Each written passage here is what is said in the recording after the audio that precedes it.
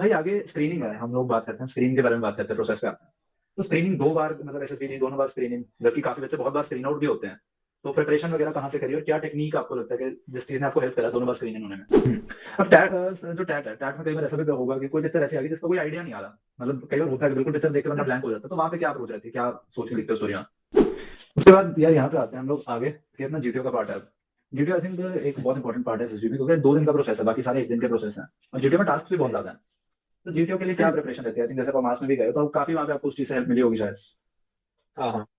जो जीटीओ में देखो, मैं कोचिंग जाके आया हूँ, तो मैं वहाँ पे हमें मेरे साथ कोच नहीं किया गया कि यार ये चीज करो तो आप ऐसा रिकमेंड होगे, वो सही हो जाओगे। ओके यार, हेलो हर्षल भाई, क्या हाल है यार? हेलो हेलो विराट भाई, I am very good and what about you? बस बढ़िया यार। और हर्षल भाई कैसा लग रहा है यार, रेकमेंड होके 2 बार TGC then SSC tech? Honestly भाई, फीलिंग इज वेरी प्राउड कि हम हमें पहले लगता था कि यार रिकमेंड होना बहुत बड़ी चीज होती है, पर जब एक बार रिकमेंड हो गए उसके बाद फिर से रिकमेंड हो गए, तो अभी ऐसा लगता है कि नहीं, recommendation is something which is in you, you just हाँ, have to show how to get recommend through it. बढ़िया है। हर्षल भाई बैकग्राउंड क्या है, कहाँ से आते हो? Actually, I belong to the place of Chhatrapati Shivaji Maharaj, that is Maharashtra, and my native is Kumbh Kshetra of Nasik. So, talking about my family background, my father is a police inspector at Mumbai Police, and my elder brother is a lawyer at Mumbai High Court, and my mother is a homemaker. Though she cleared her state PCS exam, but she can't join due to some issues. So the involvement of my family is very, uh, s- um, as you know, officer like. So from the beginning, I was inspired to join the forces. And as you know, as a son of police officer, so there is a legacy of uniform. That's why I am here. Okay. तो भाई police से मतलब क्या खुद interest police में नहीं जागा कभी के, सिविल सर्विसेज में, आईपीएस ये? The same question asked to me by my interviewing officer, and okay. my first response is that it was a very hectic job, and I was roast on that particular word, that is hectic. Basically, from the beginning, I want to serve as an army officer. That's why I don't go for IPS or any other services. That is why I'm here. Okay भाई। तो भाई अब process के बारे में बात करते हैं। पहले कहाँ से स्टार्ट करा, जरूर। एनडीए वगैरह दिए हैं कभी? नहीं भाई, एनडीए नहीं दिया, पर उसके पीछे बहुत बड़ा एक रीजन था एनडीए ना देने के पीछे। एक्चुअली हमारे महाराष्ट्र में क्या होता है ना, यहाँ पे एक एसपीआई करके एकेडमी होती है, सर्विसेज प्रिपरेटरी इंस्टीट्यूट। तो मैंने हाँ। उसकी रिटर्न क्लियर की थी, पर उसमें मैं इंटरव्यू में सिलेक्ट नहीं होता, तो उसकी मॉक इंटरव्यू देने के लिए मैं एक जगह पे गया था। ओके। तो मॉक इंटरव्यू मेरा इतना खराब गया था भाई कि वो जो इंटरव्यू ऑफिसर था उसने मुझे मुंह पे बोल दिया, भाई तेरी ना औकात नहीं है ऑफिसर बनने की, तू जा सीधा तू भर्ती दे दे, जो रैली होती है ना, रैली दे दे। तो मैं इतना डीमोटिवेट हो गया भाई कि मैंने सीधा, मतलब मैंने इंडिया का एक भी फॉर्म नहीं भरा। तो फिर मैं जब कॉलेज में आया ना, तो तब टीजीसी एंट्री ओपन हो गई थी मेरी इंजीनियरिंग बैकग्राउंड के लिए। तो मैं बेसिकली एग्रीकल्चर इंजीनियर हूँ, बीटेक हाँ। एग्रीकल्चर किया मैंने। तो तब 137 में हमें इंट्रोड्यूस किया, बट अनफॉर्चुनेटली मैं अवेयर नहीं था, तो मैंने 137 का नोटिफिकेशन देखा नहीं था। तो ओके। 138 में मुझे पता चला, तो मैंने 138 में भर दिया। So I was fresher that time, and I got recommended in my first attempt of army, followed by the second attempt of army. I also got recommended. तो मतलब कोई स्क्रीन आउट नहीं देखा तो वैसे, ये जो भी इतना कुछ बोला था जिस असेसर ने, उसके पास कभी वापस जाने का मन नहीं किया कि एक बार फोन भाई घुमा लें कि मिठाई हेलो लेके, सर? भाई क्या है ना, देख तब उसने अगर बोला नहीं होता ना, तो क्या होता है, I personally believe that everything happen for a reason. हाँ। जो कुछ होता है एक कारण की वजह से होता है। तो ठीक है, उसने वहां तब बोला था, पर मेरे हाथ में था कि उसको पॉजिटिव वे में लेना है या निगेटिव वे में लेना है। तब ये मैंने बहुत निगेटिव में जरूरी लिया, है। पर बाद बाद में जाके मुझे रियलाइज हुआ कि नहीं यार, इसे पॉजिटिव वे में थोड़ा लेते हैं। फिर मैंने स्टार्ट किया फिर से प्रिपरेशन।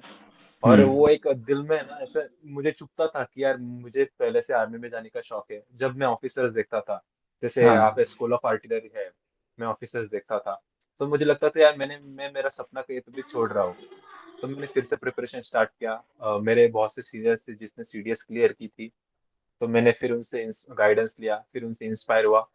तो फिर मेरी जर्नी फिर से स्टार्ट हुई इसके लिए, हम्म। आर्मी के लिए। बढ़िया यार। तो अभी फिर वहां पे सर को कोई दी मिठाई वगैरह कि थैंक यू सर? मिठा जाना है sir, I think sir out of station है, दैट्स व्हाई जाना है, लेकिन जरूर जाऊंगा मैं उनके पास। बढ़िया यार, ऐसे मतलब वही है कि जरूरी होती हैं चीजें। अब भाई आगे स्क्रीनिंग है, हम लोग बात करते हैं स्क्रीनिंग के बारे में, बात करते हैं प्रोसेस पे आते हैं। तो स्क्रीनिंग 2 बार मतलब एसएसबी दी, दोनों बार स्क्रीनिंग, जबकि काफी बच्चे बहुत बार स्क्रीन आउट भी होते हैं। तो प्रिपरेशन वगैरह कहाँ से करी और क्या टेक्निक आपको लगता है कि जिस चीज ने आपको हेल्प करा दोनों बार स्क्रीन इन होने में? एक्चुअली 2 बार स्क्रीन, एक्चुअली मेरा ये फोर्थ अटेम्प्ट था, जो ओके सेकंड टाइम रिकमेंडेशन था ना। तो ओके ओके पहले पहले टाइम में क्या था, मैं ऐसे नेवी के लिए चला गया था, जो जहाँ पे ओके। मैं एक्चुअली मैं एक बार स्क्रीन आउट हो चुका हूँ। पर that time the feeling was not very worse, because I know that I am not well prepared. तो मुझे हाँ ऐसा कुछ लगा नहीं उस टाइम कि नहीं यार ठीक है, हो गया तो हो गया, क्योंकि उस टाइम मेरा नेवी के लिए मेरा पहले से इंटरेस्ट भी ज्यादा नहीं था। Then I went first time for army. तो आर्मी के लिए मैं फ्रेशर ही था ना, तो मैं आर्मी में रिकमेंड हो चुका हूँ। उसके बाद एक इंसिडेंस हुआ कि I went for F CAT, F हाँ कैट 1 2023। एंड जो हमें वो एक आ जाता है ना कि नहीं यार हम रिकमेंडेड है, और आपके जो आसपास के जो बंदे होते हैं ना, आपको इतने हवा में चढ़ा देते हैं कि भाई तू रिकमेंड है, इस बार भी हो ही जाएगा, हाँ ऐसा वैसा। तो हमारा थोड़ा एक बन जाता है, माहौल बन जाता है ना। तो उसमें हम क्या करते हैं, कुछ गलतियां कर देते हैं, हम हाँ। नजरअंदाज करती है कुछ गलतियों को। तो उस टाइम एयरफोर्स ने तो मेरे को कॉन्फिडेंस आउट कर दिया। ओके। सुन आफ्टर, तो ये जो मेरे तीनों जो एसएसबी थे कॉन्फ्रेंस, तीनों के अंदर एक एक महीने का गैप था। तो फिर से हाँ मैं अक्टूबर में चला गया। तो मेरे इस अभी मेरे इस पे आ गई थी ईमान की, यार मैं लकीली तो रिकमेंड नहीं हुआ हूँ। तो हाँ बाकी के लोग भी रहते हैं, भाई तेरे रिकमेंड हो चुका है, उसके बाद कॉन्फ्रेंस आउट हो गया, तो मेरे को लग रहा है मैं तो लकीली तो नहीं हुआ। तो इसके लिए मुझे अभी मेरे खुद को प्रूव करना था कि नहीं यार मैंने मेहनत की है। तो फिर मैं हाँ आर्मी के लिए गया, फिर आर्मी वालों ने मेरे को 32 एसएसबी बोर्ड ने मेरे को फिर से ले लिया। तब मुझे लगा नहीं यार, आई वॉज बोर्न लेफ्टिनेंट। हाँ। तो अभी स्क्रीनिंग में क्या टिप्स क्या रहेंगे, मतलब कि अगर मैं आपसे पूछूं कि बेटर क्या ऐसा है कि जो स्क्रीन इन होने में हर बार हेल्प करता है? ओके, जितना मैंने समझा स्क्रीनिंग को ना, तो स्क्रीनिंग ऐसी प्रोसेस है कि जिसमें आप एसेसर के सामने बहुत थोड़े समय के लिए होते हैं। तो हम्म। स्क्रीनिंग में आप कौन से भी अगर स्टेज पे गलती करते हो ना, तो यार क्लियर कट आउट। ओके, हाँ स्क्रीनिंग के बाद अगर आप समझ सकते हो कि एक आध गलती हो सकती है किसी टास्क में, लेकिन स्क्रीनिंग हाँ में क्या होता है कि थोड़े टाइम के लिए, और बच्चे बहुत होते हैं, 200 कभी कभी 200 250 रिपोर्टिंग भी होती है। हाँ जाते हैं। तो आप चांस नहीं ले सकते, और एसेसर को क्या, उनको तो छांटना ही है बच्चों को। तो स्क्रीनिंग में मैं ऐसा सजेशन दूंगा कि यार आप जितना आपका बेस्ट दे सकते हो ना, 100% स्क्रीनिंग में दे दो, हम्म क्योंकि अगर आपकी स्क्रीनिंग की एक गलती आपको सीधा घर पहुंचाएगी। तो ना ही आपने स्टोरी राइटिंग में कॉम्प्रोमाइज करनी है, ना ही नरेशन में कॉम्प्रोमाइज करनी है, ना ही ग्रुप डिस्कशन में कॉम्प्रोमाइज करनी है। हाँ बच्चों को क्या होता है, बच्चे जाते हैं सिर्फ ओआईआर लेके कि मेरा ओआईआर बहुत अच्छा है, मेरा ओआईआर हम्म 1 आ गया तो मैं सीधा स्क्रीन हूँ। ऐसा अगर होता तो जो रिटर्न क्वालिफाई करके जाते हैं बंदे, उनको सबको तो लेना चाहिए फिर हाँ होना एसएसबी वालों चाहिए। ने। ऐसा नहीं होता ना। तो हर एक चीज को वहां पे इक्वल इंपोर्टेंस हो स्क्रीनिंग में। तो मेरे हिसाब से हम्म। सारे इसमें अगर आप बेस्ट हो तो आप डेफिनेटली अंदर स्क्रीन। तो वहां पे सबसे इंपॉर्टेंट पार्ट अगर मैं बोलूं कि स्टोरी राइटिंग, नरेशन और जीडी, उन तीनों में सबसे इंपॉर्टेंट पार्ट क्या आता है? जैसे मैंने आपको बताया कि हर एक स्टेज को इक्वल इंपोर्टेंस है, पर इन दैट क्या होता है ना, आजकल बच्चे इतने कोच्ड होते हैं, तो स्टोरी तो हम्म। हर कोई लिख लेता है। स्टोरी तो हाँ किसको भी आप एक छोटे बच्चों की भी अगर दोगे, एक पिक्चर दोगे उसको, एक पेन पेंसिल दोगे या पेपर दोगे ना, वो उसके ऊपर 4 5 लाइन तो लिख ही लेगा। तो हम्म आजकल स्टोरी कोई भी लिख लेगा, और ज्यादा इतना कुछ ऐसा उसके ऊपर रॉकेट साइंस नहीं लगता स्टोरी लिखने के लिए। तो मेरे हिसाब हम्म से narration and group discussion plays a very crucial role in screening, hmm. क्योंकि नरेशन में आपका बोल्डनेस शो होता है, आप कैसे कम्युनिकेट करते हो, आपका इंटरपर्सनल स्किल्स शो होता है। और हाँ। ग्रुप डिस्कशन में आपका डोमिनेंस शो होता है, और जीडी में डोमिनेंस चाहिए होता है, नरेशन में आई क्योंकि थिंक वॉइस मॉड्यूलेशन भी एक बहुत इंपॉर्टेंट पार्ट है जो बच्चे या मिस करते हैं। एक मतलब सिंपल पिच पे नहीं नरेशन देनी होती। हाँ हाँ, ये बहुत बढ़िया बात कही आपने वॉइस मॉड्यूलेशन की, क्योंकि यार हमें क्या लगता है ना कि हम नरेशन दे रहे हैं, तो हम सिर्फ ये सोच के नरेशन देते हैं ना कि यार मेरी स्टोरी बेस्ट कैसे दिखे एसर को।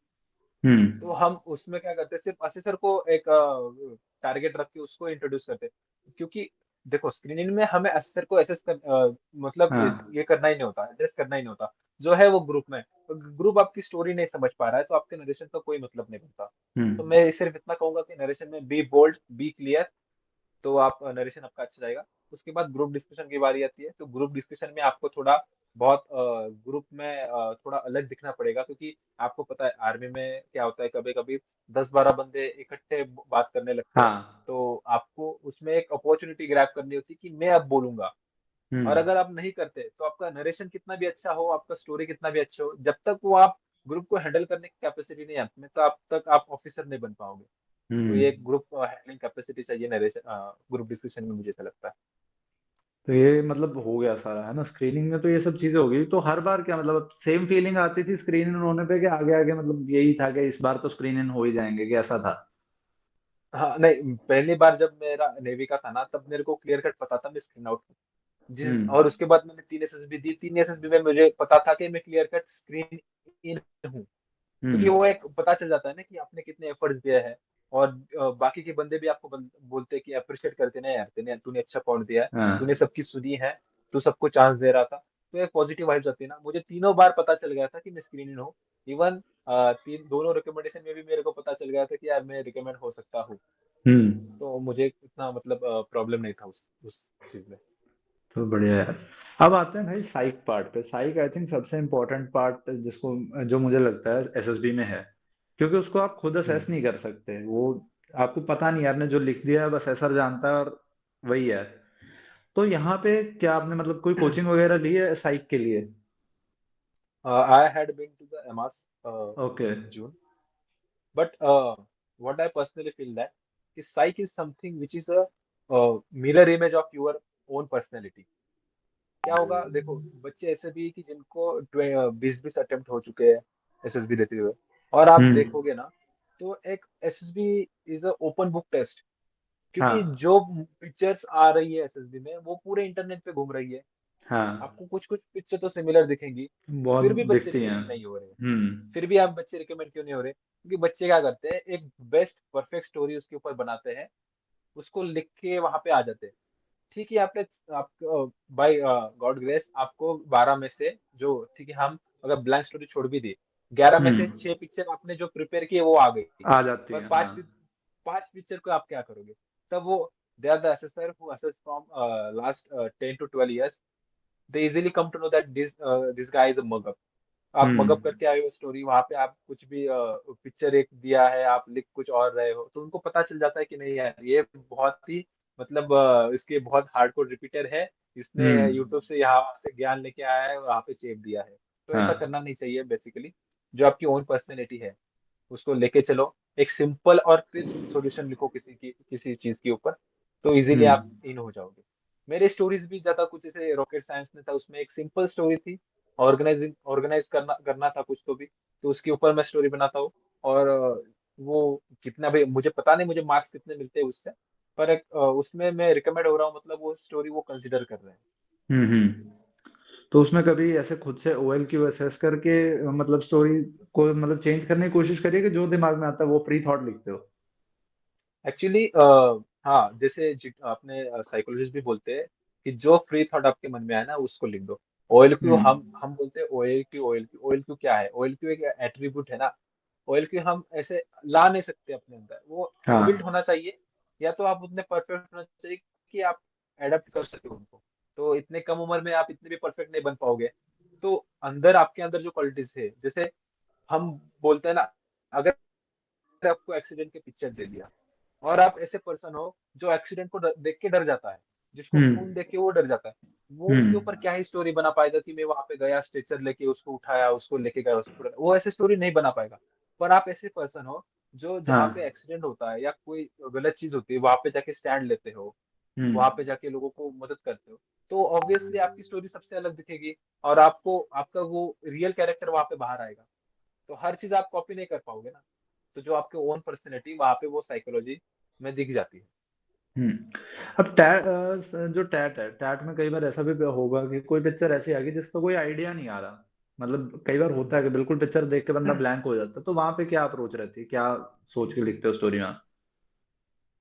एक्चुअली थैंकफुली मेरे साथ अभी तक ऐसा कुछ हुआ नहीं है कि पिक्चर आई सामने और मेरे माइंड में अगर थॉट नहीं आया।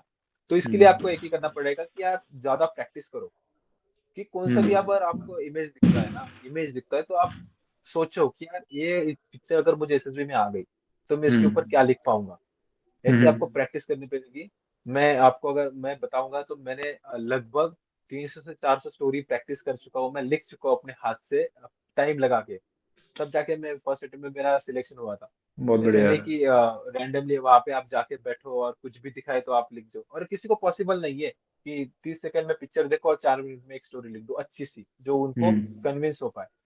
तो उसके लिए प्रैक्टिस बहुत इंपॉर्टेंट है, आप अब प्रैक्टिस यहाँ पे करो, प्रैक्टिस साइकोलॉजी वही, नीड्स जैसे अब प्रैक्टिस। कई लोग बोलते हैं कि प्रैक्टिस करने से प्री कंसीव्ड आइडियाज बन जाते हैं जो कि नहीं आने चाहिए, तो ऐसा भी कुछ होता हम्म। हाँ, देखो अगर आप एक ही चीज प्रैक्टिस करोगे ना तो प्रिकॉन्सीव आएगा आइडिया आएगी। मतलब क्या कि एक्सीडेंट देखा, सेम है? कैरेक्टर लिया, सेम उसमें इंस्ट्रक्शन पास किए, सेम एक्शन एक्शन हुआ, तो वो हाँ। प्रिकॉन्सीव्ड हो सकता है। पर अगर आपने एक्सीडेंट देखा और उसके ऊपर आप चार नए थीम बना रही हो, नए बना हाँ। रहे हो, चार नए आइडियाज डाल रहे हो, तो वो प्रैक्टिस ही हुई। पर उसमें प्रिकॉन्सीव आइडिया नहीं आएंगे, वो अलग अलग आइडिया आएंगे। तो मैंने बोला प्रैक्टिस करो, मतलब जो स्टोरी आपने फर्स्ट टाइम में लिखी थी उसको थ्रू आउट आप लेके चलो लास्ट तक, नहीं इम्प्रोवाइजेशन करके करते रहो, तो हम्म। आएगा आपका अच्छा स्टोरी। कोई ऐसी इंटरेस्टिंग स्टोरी है जो आपने लिखी हो जो आपको लगा हो कि यार ये क्या लिख दिया, पर अब चलो लिख दिया? कोई तो ऐसी कई बार पिक्चर बंदा लिख देता है कि लिखने के बाद फील होता है। हाँ, एक्चुअली एक स्टोरी आई थी, पिक्चर आया था मुझे बैंगलोर एसएसबी में। वहां पे ना हाँ। एक बंदा टंकी पे चढ़ रहा था, मतलब वो गैस पाइपलाइन जैसा था। हाँ। हाँ। तो मैं बैठा रहा 30 सेकंड, मेरे मन में थॉट ही नहीं आ रहा मैं क्या लिखूं क्या लिखूं। तो मैंने सीधा उसको एक बीटेक का स्टूडेंट बना दिया जो दिवाली पे घर पे आया है, अपने भाई को हाँ। अपने हाथ के नीचे लेता है और टंकी साफ कर रहा है घर। अच्छा। ऐसा नॉर्मल थॉट था मेरे दिमाग में, ऐसा कुछ उसमें पीछे नहीं था। सिर्फ टंकी साफ कर रहा है, और टंकी साफ करने के लिए उसने क्या क्या किया। तो एकदम बेसिक आइडिया था। पर बढ़िया है, मेरे को लगता है ऐसी पिक्चर्स भी ये शो करते हैं कि आप घर में काम कैसे करते हो, और हर पिक्चर को इतना मतलब हम्म, वही है, बढ़ा चढ़ा के लिखने की जरूरत भी नहीं है। जरूर। फिर उसके बाद एसआरटीज हैं अपनी, वैट तो आई थिंक सब कर ही लेते हैं, वैट में कोई इतना बड़ा इशू आता नहीं है। वैट को फिर भी मतलब बिल्कुल। कैसे लिखते हो? पर्सनल लिखते हो कि क्वालिटीज बेस्ड लिखते हो? जैसे कई लोग लिखते हैं पर्सनलाइज ज्यादा लिखते हैं वैट। हम्म। वैट का क्या सीन है कि आपको पूरे वैट भी कंप्लीट करने होते हैं, टाइम भी बहुत कम दिया होता है। तो वो टाइम का जो प्रेशर होता है ना, उसमें इतना क्वालिटी सेंटेंस बनेगा नहीं। पर उसमें भी हम्म। क्या होता है ना कि आप अगर ऑब्जर्वेशनल, आपकी स्किल ज्यादा अच्छे हैं कि आप ज्यादा ऑब्जर्व कर सकते हो चीजों को, तो आप हम्म। अच्छे वैट लिख सके सीखोगे। मैंने ऐसे भी बच्चे देखे हैं जो हीरो वर्ड आने के ऊपर, आने के बाद हीरो का नाम लिख के आ जाते हैं। अच्छा। मतलब मैंने बहुत बार देखा है, हीरो वर्ड आया तो किसी हीरो का नाम लिख दिया। तो ये बच्चे मतलब समझते नहीं कि यार हम वहां से कैसे हम अलग दिखेंगे लोगों से। ये भी हम्म। देखना चाहिए लोगों ने बैठ अभी जैसे आपने बोला कि ऑब्जर्वेशनल सेंटेंस है, कोई एग्जांपल जैसे दे सकते हैं इसकी? के। ऑब्जर्वेशनल सेंटेंस, अगर आप देखोगे, अगर आप लीडर को लेकर, लीडर, तो लीडर हम्म। क्या करता है, लीडर हमेशा टीम को आगे रखने की कोशिश करता है। ये हाँ। लीडर हमेशा अच्छे डिसीजन लेता है अपने टीम को आगे बढ़ाने के लिए। तो उस हम्म। हिसाब से अगर आप बनोगे बनाओगे कि लीडर के ऊपर आप क्या बना सकते हो, leader is a person who shoulders responsibility. जो हम्म। रिस्पॉन्सिबिलिटी लेता है वो लीडर होता है। जिसके पास कॉमन सेंस उसका वो लीडर होता है, जिसके पास डिसेंसी होती है। या जेंटलमैन ले लो आप। जेंटलमैन हम्म। क्या होता है, जेंटलमैन वही होता है जो सोसाइटी में अलग दिखता है कि किस वजह से, उसकी जेंटल बिहेवियर की वजह से, जिसको हम्म। सोसाइटी एक्सेप्ट करती है। तो ऐसे एक अच्छे से ऑब्जर्वेशन देखो आप कि अगर आप स्पोर्ट्स देखो, स्पोर्ट्स से क्या होता है, हम्म। स्पोर्ट्स से एक ग्रुप एक्टिविटी बिल्ड होती है कि sports propel to group activity, या स्पोर्ट्स इम्प्रूव ग्रुप एक्टिविटी, या स्पोर्ट्स बिल्ड स्टेमिना। तो ये हो गए ऑब्जर्वेशन आपके। हाँ। तो मेरे हिसाब से तो आपने सारे जगह पे, क्योंकि आप एक ग्रेजुएट एंट्री के लिए अगर जा रहे हो, तो आपको हम्म। उतना सेंस चाहिए कि आप अगर हीरो वर्ड आने पे अगर आप हीरो का नाम लिख रहे हो ना, तो वो एसएसएल आपसे एक्सपेक्ट नहीं करेगा। नहीं करेगा। बाद में अपनी एसआरटीज आ जाती हैं, एसआरटी में क्या मतलब अप्रोच रहती है? और कोई फनी एसआरटी आई है कभी, भी कुछ मतलब आउट ऑफ द ब्लू अजीब सी एसआरटी आ गई कि ये कैसी अजीब सी एसआरटी है काइंड ऑफ? अजीब सी एसआरटी, एक्चुअली मेरे इसमें क्या होता है ना, मैं एसआरटी मेरी बहुत कभी कभी टाउन बाउंड की वजह से मैं 38 39 क्रॉस ही नहीं कर पाया, दोनों बार भी, दो तीन बार भी। पर जितने मतलब ये एसआरटी जो मैंने अब किए ना। जैसे कई लोगों में एक ये भी मिथ टाइप है ना कि अगर आप 60 एसआरटी नहीं कर पा रहे तो रेकमेंड नहीं होगे, तो ऐसा तो आई डोंट थिंक कुछ है। नहीं, बिल्कुल मैंने ऐसे भी कैंडिडेट देखे जिसने 23 24 एसआरटी किए हैं और रिकमेंड हो चुके हैं। और मैंने हम्म। ऐसे कैंडिडेट देखे हैं कि जिसने 60 के 60 एसएलटी किए और कॉन्फ्रेंस आउट हो चुके हैं। 60 में आई थिंक कहीं ना कहीं तो वो नंबर्स पे क्वालिटी डिपेंड मिसिंग करता रह है। जाती है, क्योंकि शॉर्ट लिखोगे तो हाँ, क्वालिटी आएगी नहीं वहां पे। क्वालिटी नहीं आएगी क्योंकि यार वही है ना कि यार आप अगर आग लगी है, अगर एसएलटी में लिखा है कि आग लगी है और आप बोल दोगे कि मैं उसको बुझा दूंगा, तो उसमें हम्म। आपकी क्या क्वालिटी? कोई भी तो यही करेगा कि आग लगी है, हम्म। आप बुझाने का ही काम करोगे, ना ही उसमें पेट्रोल डाल के उसको बढ़ाओगे। तो हाँ। उसमें क्वालिटी क्या दिखेगी आपकी? क्वालिटी मेंटेन करो एसएलटी में, क्योंकि वैट में तो आपकी क्वांटिटी चाहिए पर एसएलटी में हाँ। आपकी क्वालिटी चाहिए। हाँ। और ऐसे फनी एसएलटी तो कभी आई नहीं, पर मैं जब यहाँ पे था अभी एफएसबी गया था ना, तो दो चार एसएलटी ऐसी थी कि वो फ्रिक्वेंटली रिपीट हो रही थी, एक के बाद एक सेम एसएलटी आ रही थी। तो तब थोड़ा ट्रिकी हाँ, सिचुएशन बन एएफएसबी में जाता है। एएफएसबी में ये चीजें आती हैं कहीं ना कहीं। हम्म कि आप ऊपर भी वही सेम एसएलटी आ रही है, नीचे भी ऐसा लगता था कभी कभी प्रिंटिंग मिस्टेक तो नहीं होगा उनसे, नहीं, पर वो हाँ, पर्पसली होता है उनका। वो वही तो होता वो है वो तो। देखना चाहते हैं कि बच्चा इम्प्रोवाइज कर पाता है या नहीं कर पाता, गलती अगर उसने कुछ प्रीवियस एसएलटी में की होगी तो हम्म। वही वो ध्यान में रख के अपने एसएलटी सॉल्व करनी चाहिए। तो अब साइक हो गया वो अपने बाद, उसके बाद आता है अपना इंटरव्यू। इंटरव्यू में क्या इंपॉर्टेंट पार्ट है जो आपको लगता है कि बंदे को दिमाग में रखने चाहिए, और कहाँ पे आपको मतलब ग्रिल करा गया हो कि असेसर ने काफी पकड़ ही लिया कि भाई अब तो ज्यादा लंबा हो गया जहाँ पे। जो चीज मुझे लगती है ना इंटरव्यू में बहुत वैल्यू करती है, वो है आपकी ऑनेस्टी। हम्म। और हमने क्या किया है ना, हमारे मतलब हम हमारे जनरेशन में ऐसा हुआ है ना कि हमने देखा है कि हम परफेक्ट आंसर देने में ज्यादा फोकस करते हैं कि नहीं, मेरा आंसर जो है वो परफेक्ट ही चाहिए। हम हाँ। इंटरव्यू देने नहीं जाते, हम एसएसर को इम्प्रेस करने जाते हैं वहां पे। हाँ। और एस हम अगर देखेंगे ना, एसएसबी का जो इंटरव्यू है ना, वो वन टू वन टॉक है। वो एक हम्म। कन्वर्सेशन है दो लोगों के बीच का। और मेरे साथ दोनों बार ऐसा हुआ है कि मेरा इंटरव्यू दो दो एसएसर ने लिया है। हम्म। दोनों बार रिकमेंड हुआ, दो दो एसएसर थे मेरे इसमें। हाँ, तो जो एक ट्रेनी होता है एक साथ में वो फॉर्मल, भी। हाँ वो भी थे, उन्होंने भी मुझे हाँ। मतलब उन्होंने ग्रिल किया था, ट्रेनिंग वालों ने तो मेरे को ग्रिल किया था। अच्छा, कहाँ पे तो मतलब कोई ऐसे किस सिचुएशन पे करा था?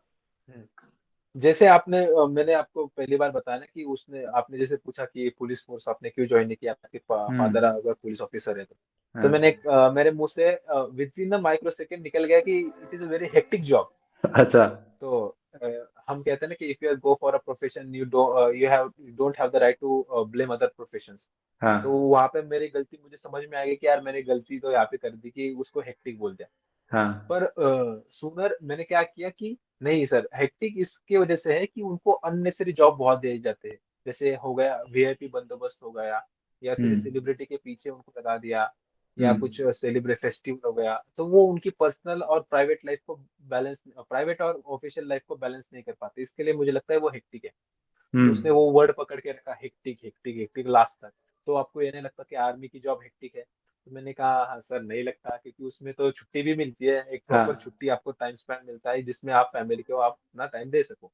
नहीं, हम्म। फिर लास्ट तक वो हेक्टिक पकड़ के कहा। जो ट्रेनिंग आया था मेरे को पूछा, ठीक है अगर if you get the chance, so तुम्हें क्या क्या सुधार लाओगे पुलिस डिपार्टमेंट में?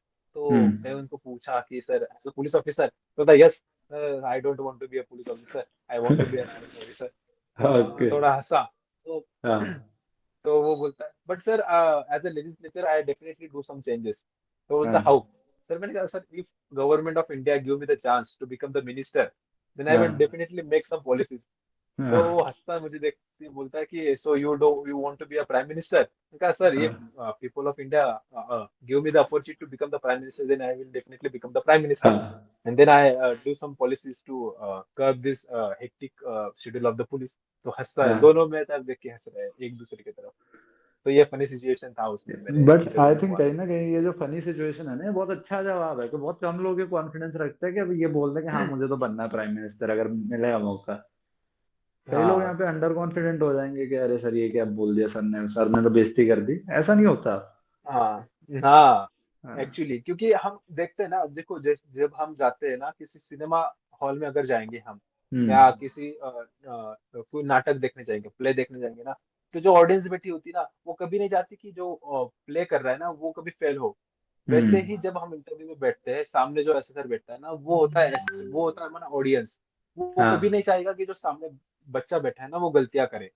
वो उनकी तरफ हम्म। से पूरी कोशिश करते हैं कि यार इसको हम कैसे ले। पर बच्चे ही हाँ। होते हैं ना, कि जो परफेक्ट आंसर के पीछे भागते हैं और गलतियां कर देते हैं। तो ये हाँ। कभी नहीं करना चाहिए मेरे हिसाब से। अपनी दूसरी एसएसबी में कोई ऐसा फनी इंसिडेंट हुआ है कि जो मतलब लग रहा है कि बहुत फनी सा जवाब हो गया कि सब पूरे असेसर भी हंस रहे हैं, तुम भी हंस रहे हो, कुछ ऐसा जवाब? एक्चुअली क्या हुआ कि मैं तो पहले परमानेंट कमीशन के लिए हुआ हूँ, और उसके बाद हम्म। मैं फिर ऐसे शॉर्ट सर्विस के लिए जा रहा था। तो बोल रहा हाँ। है कि यार तू पहले परमानेंट के लिए हो चुका है, फिर एसएससी के लिए आ रहा है, हम्म। तो you don't have the confidence that you get merit in. मैंने कहा sir, no sir, but I have opportunity, so I don't want to miss any opportunity. तो हाँ। एक वहां पे ट्रिकी सा सिचुएशन बन जाता है कि अगर आप एसएससी के लिए तो आप पीसी के लिए जाते हो तो अच्छी बात होती है, पर यार आप पीसी के लिए रिकमेंड हो, उसके बाद आप एसएससी के लिए जा रहे हो ना, तो थोड़ा ट्रिकी सिचुएशन बन जाता है उनके लिए भी। तो हाँ। ऐसा जैसा कुछ बहुत ही एक प्यार भरा माहौल रहा है मेरे दोनों एसएसबी में। ऐसा कुछ हाँ। हार्ड एंड फास्ट वाला सिचुएशन नहीं रहा मेरे दोनों इंटरव्यू में। हम्म। तो मतलब बढ़िया था। अब यहाँ पे ये चीज है, और कोई चीज ऐसी है जो इंटरव्यू में अवॉइड करनी चाहिए? अगर एक चीज मैं पूछूं जो अवॉइड करनी चाहिए इंटरव्यू में करने से? सबसे पहले जो मैंने कहा कि ऑनेस्ट ऑनेस्ट रहो अपने इसमें, थोड़ा कॉन्फिडेंस चाहिए, क्योंकि आप एक ऑफिसर बनने आए हो, और at the age hmm. Of 21-22 you shoulder a very big responsibility, और आपको वो एक कंपनी कमांडर बना देंगे और आपके पास कॉन्फिडेंस नहीं होगा तो क्या आप कैसे लीड करोगे किसी ट्रूप को। तो ये आपकी हम्म। बात होनी चाहिए। और तीसरी थिंग कि कभी fake, never fake to the assessor, because हम्म। उनके पास इतना एक्सपीरियंस होता है ना, कि आप इतना अगर झूठ बोलोगे ना थोड़ा भी तो वो पकड़ लेते हैं। वो हाँ। थोड़ा भी झूठ बोलोगे ना पकड़ लेंगे, वो वहां से स्टार्ट करेंगे आपको नीचे नीचे लेके जाने के लिए। तो कभी इंटरव्यू में फेक मतलब झूठ मत बोलो, क्योंकि वो कभी ना कभी आपको वो उस पॉइंट पे पकड़ ही लेंगे। तो be honest hmm. And be yourself, मैं इतना ही कहूंगा। बढ़िया। उसके बाद यार यहाँ पे आते हैं हम लोग आगे, कि अपना जीटीओ का पार्ट है। जीटीओ आई थिंक एक हम्म, बहुत इंपॉर्टेंट पार्ट है एसएसबी में, क्योंकि 2 दिन का प्रोसेस है, बाकी सारे एक दिन के प्रोसेस हैं। और जीटीओ में टास्क भी बहुत हम्म, ज्यादा हैं। तो जीटीओ के लिए क्या प्रिपरेशन रहती है? आई थिंक जैसे आप मास में भी गए हो तो अब काफी वहां पे आपको उस चीज से हेल्प मिली होगी शायद। हाँ हाँ। जो जीटीओ में देखो, मैं कोचिंग जाके आया हूँ, तो मैं वहां पे हमें कभी ऐसा कोच नहीं किया गया कि ये चीज करो तो आप ऐसा रिकमेंड हो जाओगे, वो करो तो ये हो जाओगे।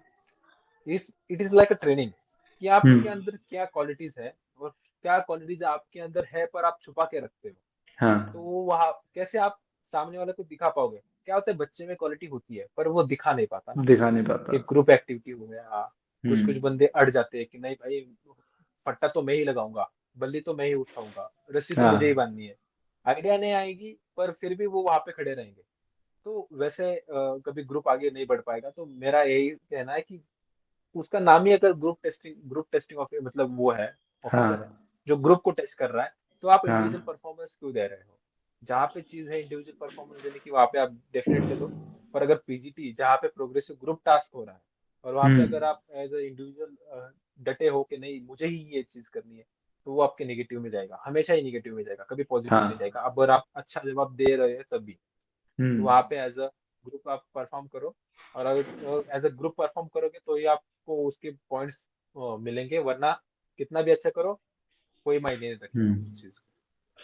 भाई जीडी में क्या चीजें दिमाग में रखनी चाहिए, कि ज्यादा बोलना है, कम बोलना है, कितना बोलना है, क्या उसके लिए ध्यान में रखना है?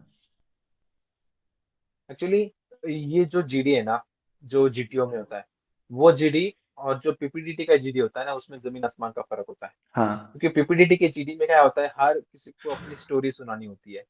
और हम्म। ये जो जीडी होता है वो थोड़ा इंटेलेक्चुअल टाइप का होता है, इसमें टॉपिक्स मिलते हैं और लीड मिलती है। तो हम्म। इंटेलेक्चुअल टॉपिक होगा तो क्या होगा कि पॉइंट्स सबके पास इतने होते नहीं है। तो इस हम्म। जीडी में बहुत अच्छा खासा टाइम मिल जाता है ग्रुप डिस्कशन के लिए। तो हर कोई इसमें पॉइंट दे सकता है।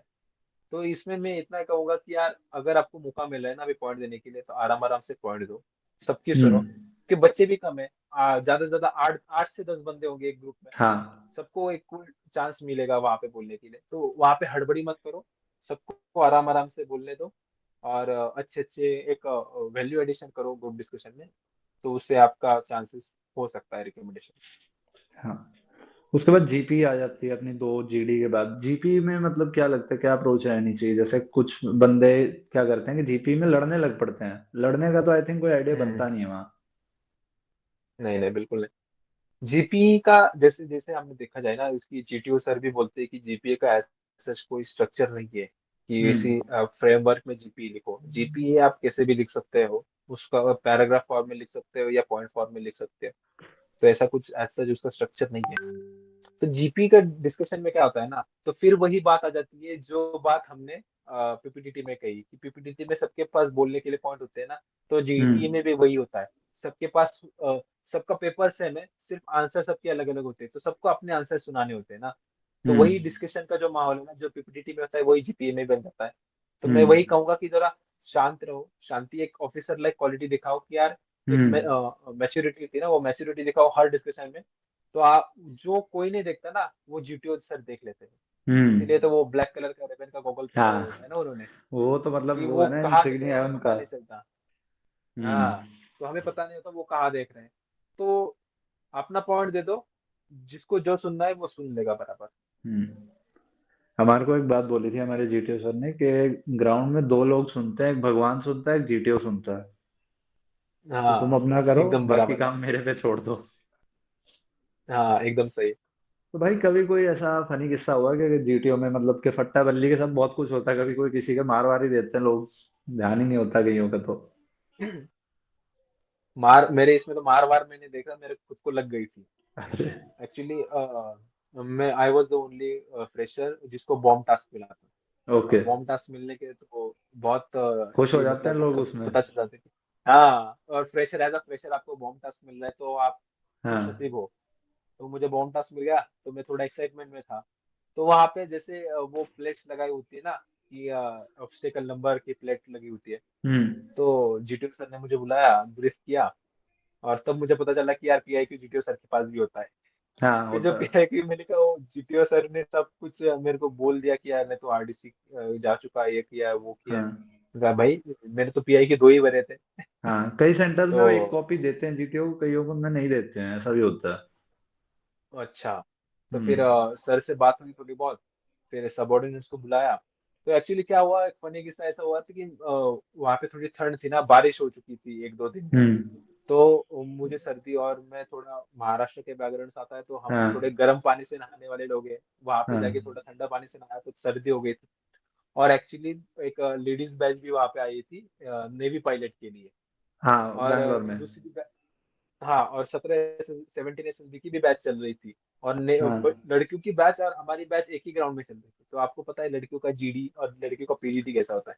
हाँ भाई अगर आप लड़कियों के टास्क देखोगे, हाँ मतलब मैं किसी से लड़कियों को मेरा कहना है कि ऑफेंड मत होना, पर भाई मतलब आप सुन नहीं पाओगे। हाँ उनका थोड़ा पिच हाई होता है ना। तो हाँ, मैं पिच थोड़ी हाई होती है। और जीटीओ सर मुझे लेके गए ग्राउंड के एक कोने में, जो बॉम्ब टास्क बहुत कोने में था। अगर हाँ आपने देखा होगा बैंगलोर का ग्राउंड बहुत कोने में मुझे लेके गए, जो था लगभग 50 से 100 मीटर दूरी पे था वो। हाँ और वहां पे क्या होता है कि आपको खुद को आवाज देके अपने सबऑर्डिनेट को बुलाना होता है। हाँ तो मैंने कहा ठीक है भाई, मुझे मुझे चाहिए था कि नजदीक का टास्क मिल जाए, तो मैं चिल्लाऊं तो वो आ जाए। और जीटीओ सर बोलते हैं कि अगर आपने उनको आवाज दी और अगर वो ना आए तो आपको अकेले को टास्क करना पड़ेगा। अच्छा। और साइड में लड़कियों का भी टास्क चल रहा है। तो जीटीओ सर बोले हाँ ओके, कॉल योर सबऑर्डिनेट्स। मैंने इतनी जोर से आवाज दी उनको, क्योंकि मुझे पता है अगर उनको आवाज नहीं गई, आवाज देने के हाँ बाद भी वो जो जो नमूने थे दो, वो हाँ 2 3 सेकंड तक उठे ही नहीं, जगह पे बैठे रहे। मैंने कहा अच्छा। भाई अभी हो गया अपना खेल खत्म, यहाँ पे खेल खत्म है, अपने को अभी टाटा बाय बाय, हम खुद हाँ से ही कुछ करना है। 2 3 सेकंड हाँ बाद वो नमूने उठे और उसके बाद चिरके, तो मैंने कहा दिलासा मिल गया थोड़ा, नहीं आ रहे हैं। हाँ फिर टास्क अच्छे से हुआ मेरा, बॉम्ब टास्क जीटीओ सर ने भी थोड़ा बहुत मुझे ग्रिल किया कि ये टूट हाँ गया तो वो कैसे करोगे, हाँ ये हुआ तो वो क्या करोगे, ये रेड हो गया वो ब्लू हो गया। हम्म तो उसमें ऐसा कुछ किया बहुत, तो उस बीच में मैं गिर भी गया था, फिर फटक से उठ भी हम्म गया। फिर मैंने टास्क भी किया। तो अच्छा था, जीटीओ टास्क मेरा बहुत अच्छा गया था। और हमें पता चल जाता है कि जीटीओ आपको कंसीडर कर रहा है या नहीं कर रहा है, हाँ सिटी की दिन ही पता चल जाता है। तो मुझे पता चल गया था कि यार जीटीओ सर तो होप दे रहे हैं, अभी बाकी का तो हाँ पता नहीं मेरे को। तो ऐसा सब मेरा जीटीओ गया। भाई, एसएसबी प्रोसेस सारा तो ये हो गया। अब अपने मेरे को एक बात बताओ कि जैसे एक पहले रिकमेंडेशन आया, फिर एक कॉन्फ्रेंस आउट हुआ, फिर एक और रिकमेंडेशन, तो इंटरव्यू में आपको ये चीज भी वैसे आई होगी कहीं ना कहीं पे कि रिकमेंडेशन के बाद कॉन्फ्रेंस आउट, ऐसा क्यों? हाँ, एक्चुअली मैं गया था एयरफोर्स के एसएसबी के लिए। हम्म तो क्या हो ना, मुझे ऐसा मतलब हम बता नहीं सकते कि कौन आपको रिजेक्ट कर रहा है। तो हाँ। मेरा एक एजेंडा था ना कि मैं पहली बात तो मैं रिकमेंड हो चुका हूँ और मुझे पता है हम्म। कि मैंने तो OTA दोनों में से कुछ ना कुछ तो मिल ही जाएगा। हम्म। तो क्या हुआ था मेरा सीन कि मैंने आईओ जो इंडिविजुअल ऑब्स्टेकल थे ना, रिस्क मुझे कहीं नहीं लेनी थी। और अगर हाँ, आप एएफएसबी के, पर्टिकुलरली एएफएसबी के अगर आप ऑब्स्टेकल देखोगे, वो इंडिविजुअल बहुत ऊंचे ऑब्स्टेकल होते हैं। बहुत ऊंचे होते हैं। और हाँ, उनका अगर आप ये भी देखोगे ना, वो टाइगर लिप, तो टाइगर भाई लिप मैं, ऊंचा भी है, दूर भी बहुत है। भाई इतना दूर टाइगर लिप मैंने जिंदगी में नहीं देखा। मैं ऊपर चढ़ा, हाँ। मैंने कहा नहीं अभी चढ़ गया तो हिम्मत करेगा, फौजी वाला जज्बा रखना चाहिए। ऊपर चढ़ने के हाँ। बाद मैंने कहा भाई अपने में तो वो जज्बा है नहीं। तो उतरा नहीं, मैंने किया वो ऑब्स्टेकल तो मैंने पार किया। पर हाँ। मेरे ऑब्स्टेकल बहुत 4 या 5 ही ऑब्स्टेकल हो पाए थे।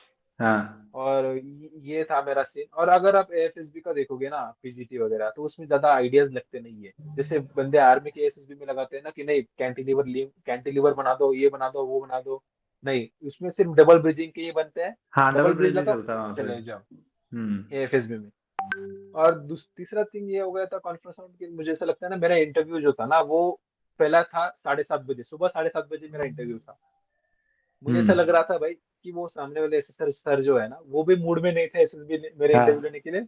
उनको देख के हाँ। मेरा भी मूड चला गया था। तो मैं, और मेरे में वो फीलिंग थी ना यार, रिकमेंड है तो क्या है यार, ठीक है चलो होता है, तो उस एटीट्यूड में मैं भी था। तो वो एक रीजन हो सकता है कि मैं कॉन्फिडेंस आउट हो चुका हूँ। और ये सेम चीज मुझे मेरे थर्ड एसएसबी जो था मेरा, आर्मी का हम्म। सेकंड एसएसबी जिसमें मैं रिकमेंड था, हम्म। उसमें मुझे रिफ्लेक्ट नहीं की उन्होंने, एस सर ने, कि तू पहले रिकमेंड है उसके बाद कॉन्फिडेंस आउट है फिर तू रिकमेंड है। हम्म। तो ये चीज में जो वहां पे पूछी नहीं गई। भाई, जो पहली आपकी कॉन्फ्रेंस थी जिसमें आप रेकमेंड हुए, वहां पे हम्म। वेटिंग टाइम वगैरह था कुछ, और मतलब कॉन्फ्रेंस में कुछ पूछा हो आपसे?